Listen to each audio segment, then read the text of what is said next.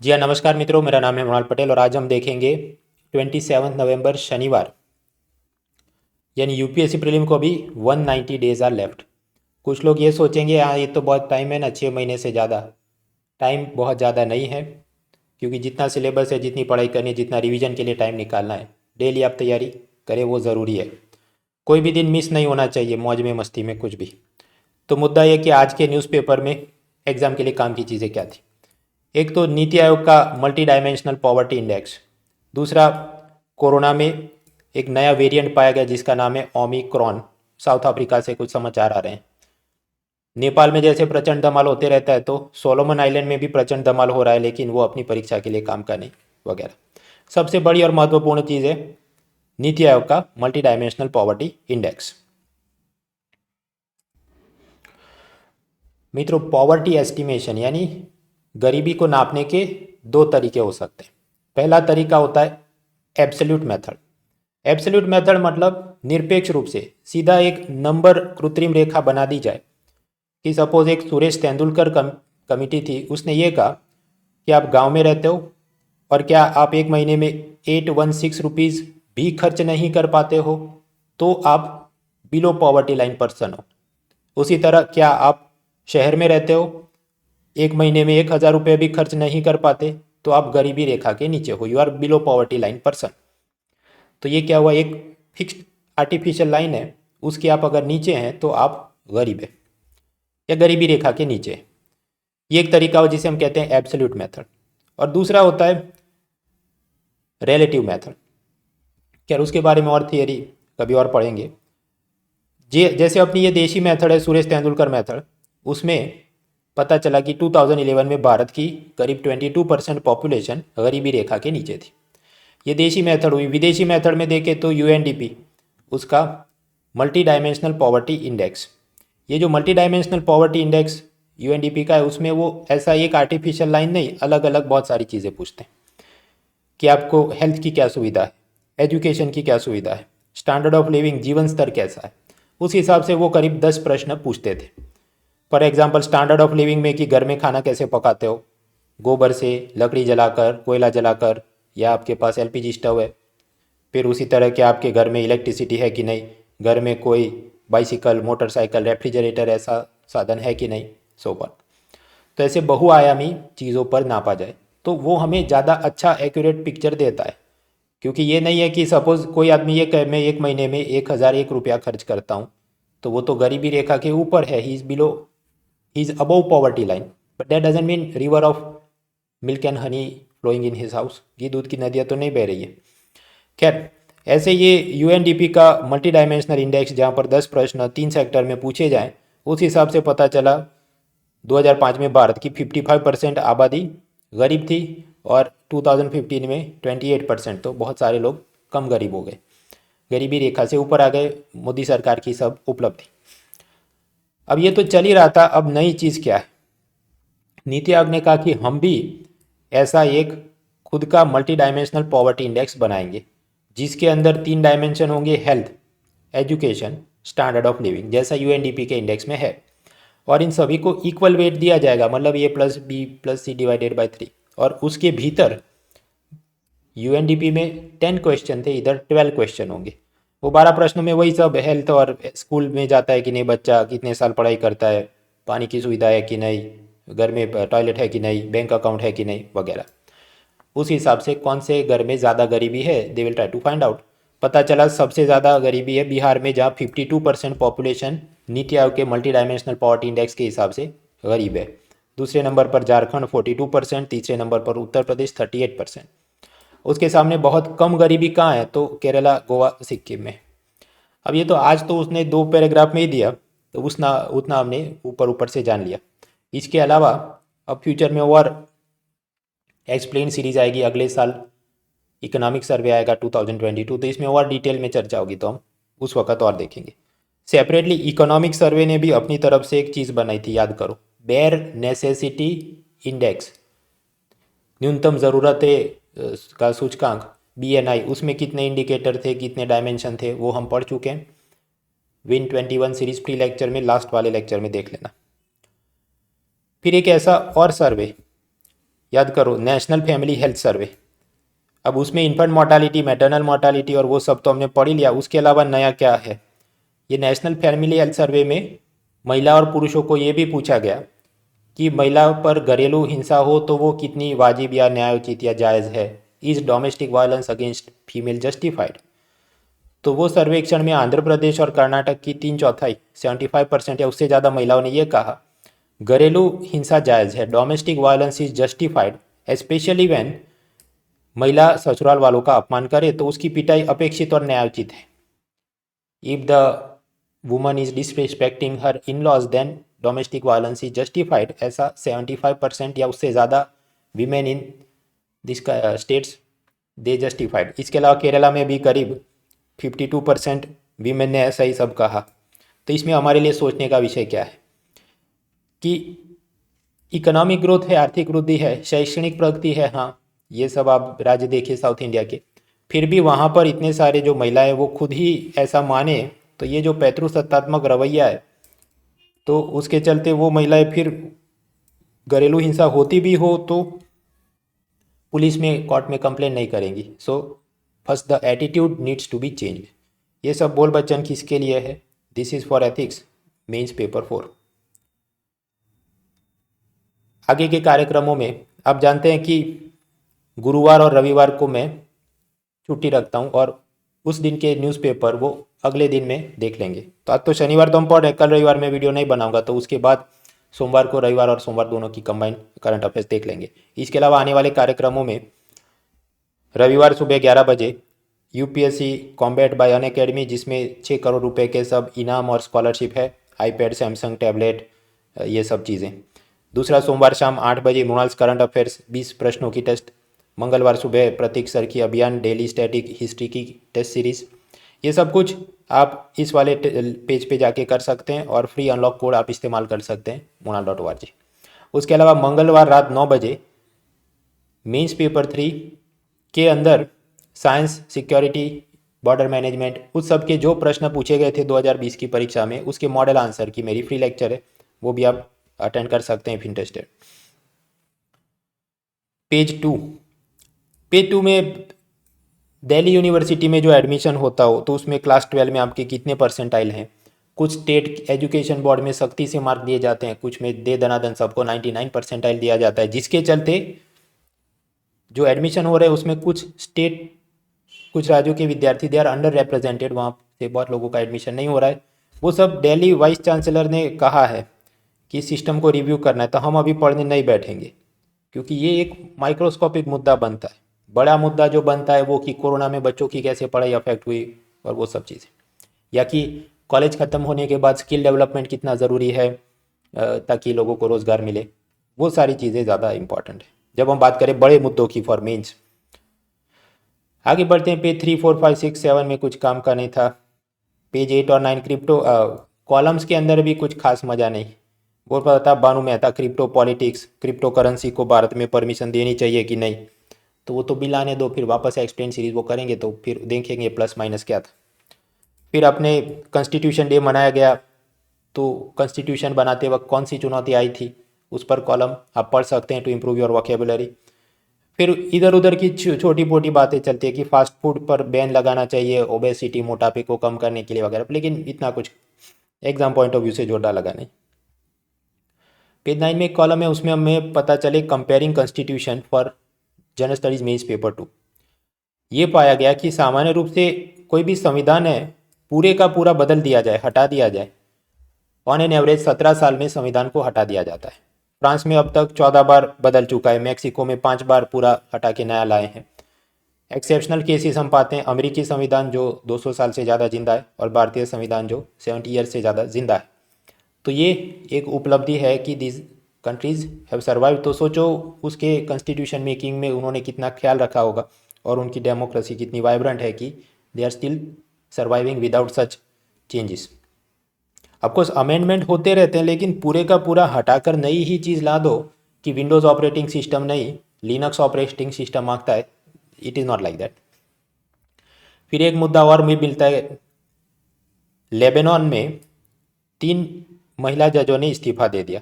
उनका ये आरोप था कि तनख्वाह अच्छी नहीं मिलती और राजनीतिक दबाव ज़्यादा है, तो 3 महिला जजों ने इस्तीफा दे दिया लेबनान में। अब प्लेसिस इन न्यूज़ ऐसा कुछ काम का नहीं, हमको थिंक एंड रिफ्लेक्ट ये करना है कि एक तरफ नेपाल में भी चीफ जस्टिस को इम्पीच कर दिया जाए, ऐसी सब धमाल चल रही है। लेबनान में भी ये चल रहा है कि जज खुद इस्तीफा दे रहे हैं, कहीं और कुछ और प्रॉब्लम्स हैं। भारत में ऐसा खास नहीं हो रहा है। इम्पीचमेंट का एक मोशन आया था बीच में, लेकिन अदर देन दैट खुद ही इस्तीफा दे, मेरे को पैसा कम पड़ रहा है, नहीं बोलते। क्यों? क्योंकि कॉन्स्टिट्यूशनली उनको सब इम्यूनिटी मिली है पॉलिटिकल इंटरफेरेंस से। नौकरी में ज्वाइन करने के बाद सैलरी कम नहीं कर सकते and so forth. So that is also achievement and strength of our democracy and constitution. फिर कल्चर के बारे में एक कॉलम था, वज्रयान या तांत्रिक बुद्धिज़्म। तो उसमें वो सब उसने डिटेल थी, 6th या 7th सेंचुरी में भारत में बना, और ये और आगे प्रसार होता है तो चाइना में चैन और जापान में जैन बुद्धिज़्म, उसके साथ ये सब जुड़ा है। तिबेटियन बुद्धिज़्म के साथ जुड़ा है। तिबेटियन बुद्धिज़्म रशिया के कालमीकिया रीजन में भी पाया जाता है। और ये सब का हमने क्यों और प्रसार और भारत में टूरिज़्म डेवलपमेंट करना चाहिए, ताकि आसियान समूह के लोग और शंघाई कोऑपरेशन ऑर्गेनाइजेशन के लोग भारत में टूरिज़्म में ज़्यादा है तो अपनी इकोनॉमी को प्रोत्साहन मिले और अपने people to people connect soft diplomacy में मदद मिले। उसके अलावा प्लेसेस इन न्यूज़ में इजिप्ट में कुछ नए ये पिरामिड टूरिज़्म, ममी साइट्स को खोले गए, सिटी ऑफ लग्जोर, कारनाक, थीबीज वगैरह। तो ये इजिप्ट है किधर? ये यूनाइटेड अरब अमीरात, सऊदी अरेबिया, ईरान, कुवैत, ये रहा इजिप्ट। ये मिडल ईस्ट का ये जो नक्शा है, अलग अलग देशों के बॉर्डरिंग कंट्री, बॉर्डरिंग समंदर कौन कौन से हैं। ये इधर से रेड सी में गया तो सुएज कैनाल, और सामने मेडिटेरेनियन है या कौन सा सी है, ये पता होना चाहिए। ये सब के घिसे पीटे प्रश्न, क्लीशेड क्वेश्चन, इधर उधर कोई ना कोई एग्जाम में ये नक्शा आते रहता है। फिर पेज 11 इंटरनेशनल रिलेशंस में रशिया, इंडिया और चाइना के फॉरेन मिनिस्टर की मीटिंग, और उन्होंने रेजोल्यूशन डाला कि अफगानिस्तान में क्या विकास करना चाहिए। वही सब घिसी पीटी बातें चल रही है जो हम पहले ही पढ़ चुके हैं। किधर? दिल्ली डेक्लेरेशन में, जब national security advisers of various country had come to India. तो वही चल रहा है, वो सब वापस हम पढ़ने नहीं बैठेंगे, सेम मुद्दे रिपीट कर लो। 26/11 को करीब 13 साल हुए। मेजर टेरर इवेंट्स, जब निबंध लिखते हैं, इंटरव्यू में बोलते हैं, कुछ लोग टाइमलाइन में गलती कर देते हैं या टाइमलाइन लिखते ही नहीं, तो आपका जवाब की असर कम हो जाती है। देखिए क्रोनोलॉजी में समझो, पहले 11 सितंबर 2001 में, यानी अमेरिकी डेट फॉर्मेट के हिसाब से वो महीना आगे लिखते हैं, तो 9/11 अमेरिका के वर्ल्ड ट्रेड सेंटर पर अटैक हुआ। उसके बाद अमेरिका अफगानिस्तान में अपनी सेना भेजता है लादेन को पकड़ने के लिए। अलग से 13 दिसंबर 2001 में भारत के संसद पर आतंकवादियों ने हमला किया। फिर 26 नवंबर 2008, जिसे हम 26/11 कहते हैं, मुंबई में आतंकवादियों ने हमला किया। उसके बाद 2012 में उसका एक आतंकवादी अजमल कसाब, उसको फांसी दी गई। आगे बढ़ते हैं, पेज 12, स्मार्ट सिटी प्रोजेक्ट। उसमें भारत के अलग अलग 100 शहरों को केंद्र सरकार ढेर सारा पैसा देगी, वहाँ पर ये सब इंफॉर्मेशन कम्युनिकेशन टेक्नोलॉजी, वाईफाई, वो सब चीज़ जोरदार बनाई जाए। तो उसी प्रोजेक्ट जिसका काम देखता है ministry of housing and urban affairs, मकान और शहरी मामलों का मंत्रालय, वो सब शहरों में integrated command and control centre, एकीकृत आदेश और नियंत्रण केंद्र बनाए जाएंगे। वो ऐसा कि एक कोई मास्टर ऑफिस हो कि जहाँ पर 25 जात के सब एलसीडी मॉनिटर लगे हो, और वहाँ पर म्यूनिसिपल कमिश्नर और दूसरे अफसर सब कुछ देख सके कि water, power supply, sanitation, traffic movement, building management, city connectivity, internet infrastructure. और वही चीज़ को फिर पुलिस के साथ भी जोड़ा जाए। होम मिनिस्ट्री का एक CCTNS, crime and criminal tracking network system, उसके साथ सब कनेक्ट किया जाए, तो जोरदार तरीके से सिटी एडमिनिस्ट्रेशन, पुलिस एडमिनिस्ट्रेशन हो सकता है। ऐसी सब बात चल रही है। आगे कोरोना में वर्ल्ड हेल्थ ऑर्गेनाइजेशन तो अलग अलग कोरोना वेरिएंट्स को पहले देश के हिसाब से बोल देता था कुछ, लेकिन उसमें देश की फजीयत नहीं हो कि जैसे डेल्टा वेरिएंट ये भारत से पाया गया कि, तो अब वो कहते हैं नहीं, उसका वो ग्रीक नाम देंगे। तो ओमिक्रॉन वेरिएंट, जो कि शायद साउथ अफ्रीका में पहली बार पाया गया, तो वो बहुत ही खतरनाक है वगैरह समाचार। लेकिन एक्सप्लेन सीरीज में उतना जितना इसने बारीकी से सब टेक्निकल ज्ञान दिया है कि उसके मल्टीपल स्पाइक प्रोटीन में ये वाले का ऐसा शेप है फलाटीन का, that much is not required for exam, आगे बढ़ो। बाकी भी एक्सप्लेन सीरीज में आज कुछ मज़ा नहीं था। अल्बाट्रोस नाम के समंदर के कुछ पक्षी वो मोनोगेमस होते हैं, मतलब उनका एक ही युगल होता है, बार बार वो शादी करे ऐसा या दूसरे के साथ जोड़ी बनाए ऐसा नहीं होता। लेकिन क्लाइमेट चेंज के चलते उनका ब्रीडिंग फेलियर हो रहा है तो वो दोबारा दूसरे साथी के साथ ढूंढने में जाते हैं वगैरह, ये हमारे लिए काम का नहीं। आप ये सोचें नहीं ये तो एनवायरनमेंट बायोडाइवर्सिटी है ना, तो जोरदार चीज़ है भाई, उसमें भी विद इन इंडिया जो एनवायरनमेंट बायोडाइवर्सिटी फ्लोरा फोना पशु पक्षी है उनकी चीज़, और ये वाली चीज़ जो बहुत बड़े वैज्ञानिक तरीके से स्थापित नहीं हो, एक आध आइलैंड में कुछ उसने सर्वे किया, हर चीज़ अपने आप इम्पॉर्टेंट नहीं है। आप थोड़े पेपर एनालाइज कीजिए कि उसने क्या पूछा है और क्या नहीं पूछा है, तो जो नहीं पूछा है वो हमारे लिए काम का नहीं है। जेवार एयरपोर्ट तो वो यूपी स्टेट सर्विस के लिए तैयार करना, तो कल हमने उसकी इन्फॉर्मेशन देखी थी, ओनरशिप स्ट्रक्चर क्या है। फिर कि मेघालय में 12 सांसदों जो उसके विधायक थे उन्होंने कुछ दूसरी पार्टी में ज्वाइन किया, उससे क्या क्यों कैसे कुछ काम का नहीं, आगे बढ़ो। इंडिविजुअल ऐसी छोटी छोटी पॉलिटिक्स की समाचार काम की नहीं। पेज 15 इंटरनेशनल रिलेशन में ऑस्ट्रेलिया और बाजू में है ये कुछ सोलोमन आइलैंड, वो अलग देश है और उसमें 6 बड़े बड़े आइलैंड है जैसे मालियाटा, ग्वाडल कैनाल वगैरह। वहाँ पर सब नेपाल जैसी प्रचंड धमाल चल रही है। धमाल इसलिए चल रही है कि सरकार ने कुछ ताइवान की एम्बेसी खोली नहीं खोली, चीन से अच्छे रिश्ते हैं नहीं हैं, और सामने कुछ संगठन बोल रहे हैं वो ऐसा करो वैसा करो। अब उसमें रायोटिंग हुआ, दंगे हो रहे हैं, तो ऑस्ट्रेलिया की पुलिस वहाँ भेजी गई दंगों को काबू करने के लिए। अब कुछ लोग सोचे अच्छा मेंस पेपर 2 में जो मुद्दा है इश्यूज अफेक्टिंग इंडियन इंटरेस्ट की, यहाँ पर चीन अपना प्रभुत्व कर देगा या अमेरिका अपना, भाई इतना माइक्रोस्कोपिक आप पढ़ भी लो तो आप लिख नहीं पाओगे, रियल एग्जाम में वो इतना छोटा नहीं पूछते, वो मोटी मोटी चीज़ पूछते हैं। तो हर चीज़ उस पर विकीपीडिया बनना जरूरी नहीं है, ज़बरदस्ती हर चीज़ की माइक्रोस्कोपिक स्टडी जरूरी नहीं है। सिलेबस कंप्लीट करो, पुराने पेपर देखो, उसमें से कुछ के मेंस के आप आंसर खुद लिखने की कोशिश करो, खुद पता चल जाएगा 250 वर्ड्स में मैं कितना लिख पाता हूँ और मेरे पास उससे ज़्यादा जो एक्स्ट्रा ज्ञान है उसका क्या काम है, कुछ काम नहीं। आगे बढ़ते हैं इकोनॉमी। अब इकोनॉमी में आरबीआई की एक कमेटी बनी थी, उसने ऐसा सजेस्ट किया था कि बड़े बड़े औद्योगिक समूह, लार्ज इंडस्ट्रियल हाउसेज जैसे ये Adani Ambani Tata and large NBFC company जैसे आईएलएफएस डीएचएफएल, उसको भी बैंक खोलने का लाइसेंस देना चाहिए। अभी उस पर कुछ पाबंदियां हैं कि मान लीजिए 5,000 करोड़ से ज़्यादा संपत्ति पहले से हो तो वो बड़ा इंडस्ट्रियल ग्रुप जैसे अदानी अंबानी वो अप्लाई कर पाए नहीं कर पाए, there are certain restriction on that. तो अब उसके क्या फ़ायदे नुकसान होंगे वो हम ऑलरेडी पढ़ चुके हैं फ्री विन 21 सीरीज़ के लेक्चर में, तो वो देख लेगा। अब ये वापस मुद्दा इसलिए आ रहा है कि वो पैनल की रिकमेंडेशन पर आरबीआई कुछ बोल नहीं रहा है कि हम करेंगे कि नहीं करेंगे, तो अब कुछ नया होगा तो पढ़ेंगे, अभी बीच में क्या पढ़ना है। उसी तरह इंफ्रास्ट्रक्चर कम्युनिकेशन में आप जानते हैं इलॉन मस्क का स्टारलिंक इंटरनेट प्रोजेक्ट की, जहां पर पूरे दुनिया के ऊपर 10,000 या शायद उससे भी ज़्यादा सैटेलाइट बिठाकर इंटरनेट को प्रसारित किया जाए। तो भारत में वो उसका एडवांस बुकिंग के लिए जनता से पैसा मांग रहा है, लेकिन डिपार्टमेंट ऑफ टेलीकॉम ने पाया कि उसने अभी तक लाइसेंस नहीं लिया है, तो ऐसा वो नहीं कर सकता। तो जो एवरीथिंग इज़ नॉट इम्पॉर्टेंट, हमको इतना याद रखना है कि इलॉन मस्क का स्टारलिंक प्रोजेक्ट है। एक बार कुछ ऐसा पूछा था, गूगल का प्रोजेक्ट लून क्या है, इंटरनेट के लिए है या कुछ ईमेल के लिए, तो वगैरह वो हीलियम बलून से इंटरनेट प्रसारित करने की चीज़ थी। उसी तरह क्रॉस बॉर्डर इंसॉल्वेंसी, सीमा पार का दिवालियापन, मतलब अनिल अंबानी भारत के बैंक से लोन लिया हो और वापस नहीं कर पाए और भारत का बैंक अमेरिका में उसकी प्रॉपर्टी बंगला फैक्ट्री जब्त करना चाहे, एंड वाइस वर्सा कि अमेरिका की बैंक में जेफ बेजोस या मार्क जगरबर्ग ने लोन नहीं चुकाया हो और उसकी भारत की प्रॉपर्टी बंगला फैक्ट्री अमेरिकी बैंक जब्त करना चाहे, तो ये मामला हुआ सीमा पार दिवालियापन, क्रॉस बॉर्डर इंसॉल्वेंसी। वैसे अपने इंसॉल्वेंसी बैंक्रप्सी कोड 2016 में इसके प्रोविजन है, लेकिन सरकार ने अभी तक इम्प्लीमेंट नोटिफाई नहीं किया उसको, तो क्या वो करे या कुछ और कानून बनाए, उस पर मिनिस्ट्री ऑफ कॉर्पोरेट अफेयर्स कुछ फ्रेमवर्क के बारे में सोच रही है। तो उसको असल में करने दो, वो सब होगा फिर देखेंगे। और वैसे हो भी जाए तो उसमें जो तकनीकी नियम होंगे कि 50 लाख का मामला हो तो ये होगा, 500 करोड़ का ये होगा, नॉट सो ग्रेटली इंपॉर्टेंट। असल में ये एक आध लाइन का बेसिक आइडिया इज सफिशिएंट। हर चीज़ का विकीपीडिया बनना जरूरी नहीं। अगेन आई रिपीट, पुराने पेपर देखो कितना बारीकी इकोनॉमी पूछते हैं वो।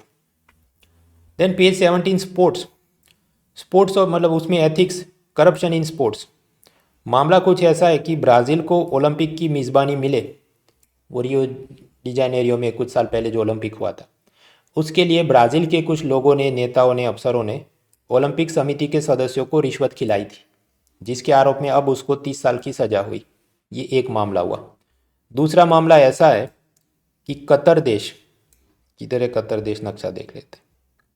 ये Brazil, Atlantic ocean, Africa, Yemen, और ये रहा कतर, और उसके ऊपर है कुवैत, और बाजू में सऊदी अरब। हाँ, तो कतर की इच्छा ये थी कि हमको फीफा फुटबॉल वर्ल्ड कप का मेज़बानी मिले। तो इसके लिए ये कतर देश ने CIA के एजेंट, जिनकी नौकरी अब ख़त्म हो गई होगी, उनको पैसा देकर फीफा पर जासूसी करवाई कि तुम जान के लाओ कि ये सऊदी अरब या UAE ने कितनी बोली लगाई है, उसके सामने हम और ज़्यादा बोली लगा देंगे। लड़कियां बेचकर फीफा अफसरों का मधुजाल में फंसाया गया, हनी ट्रैपिंग किया गया, और फिर उन्होंने फुटबॉल विश्व कप की मेज़बानी ली है। तो ये सब में अपने लिए क्या एंगल है? अपने लिए एंगल है एथिक्स वाला, कि कोई देश या उसके नेता लोग ऐसी टूर्नामेंट की मेज़बानी, होस्टिंग लेने के लिए ऐसे अनैतिक तरीके क्यों इस्तेमाल करते होंगे? सोचो। पहला तो कारण ये होगा कि बाद में वो जो स्टेडियम बनाएगा उसके नाम पर ढेर सारा पैसों का गबन करेगा, जैसा Commonwealth game Delhi stadium construction, Suresh Kalmadi वगैरह पर आरोप हैं। दूसरा, ऐसा जो बड़ा सा स्टेडियम बन जाए तो लोक लुभावन में वहाँ पर कि देखो मैंने ये करा, मैं बड़ा हीरो हूँ, उस तरह से जनता का ध्यान चुनाव के दौरान भटकाया जा सके। और ये कतर वगैरह में ऐसे जो चीज़ें होंगी, because Qatar is a very small country, तो वो क्या सोचेगा कि अगर ऐसी कोई टूर्नामेंट होती है तो कितने सारे फॉरेन टूरिस्ट आएंगे और वो कितनी सारी शॉपिंग करके जाएंगे, तो हमारी आर्थिक तरक्की, इकोनॉमिक ग्रोथ, प्रोग्रेस के लिए भी ये ज़रूरी है। तो भले अनैतिक, लेकिन उनको लगे ये ज़रूरी है क्योंकि हमारा डेवलपमेंट होगा। लेकिन उसमें भी आप पाते हैं ये कतर में जो स्टेडियम बन रहे हैं वहाँ पर सब इमिग्रेंट वर्कर्स का शोषण किया जाता है, मिनिमम वेजेस भी नहीं, दिन रात काम करवाते हैं वगैरह वगैरह। तो दीज आर ऑल प्रॉब्लम जब कुछ मोटे तौर पे लिखना हो स्पोर्ट्स के बारे में, निबंध में, and so for. Anyway, so this was the newspaper for today. बाकी क्या है, कल रविवार में ये करंट अफेयर्स वीडियो नहीं बनाऊंगा, जो काम का होगा वो सोमवार को हम साथ में देख लेंगे। और आने वाले इवेंट्स मैंने आपको बताएं, रविवार सुबह ये कॉम्बैट जहाँ पर ये ढेर सारे इनाम, सोमवार शाम को क्विज़, मंगलवार सुबह क्विज़ हिस्ट्री की। जो जो आपको अपनी तैयारी के हिसाब से अनुकूल लगे, उपयोगी लगे, यू कैन ज्वाइन इट। ये वाला लिंक डिस्क्रिप्शन में मिलेगा, फ्री अनलॉक कोड है moral.org।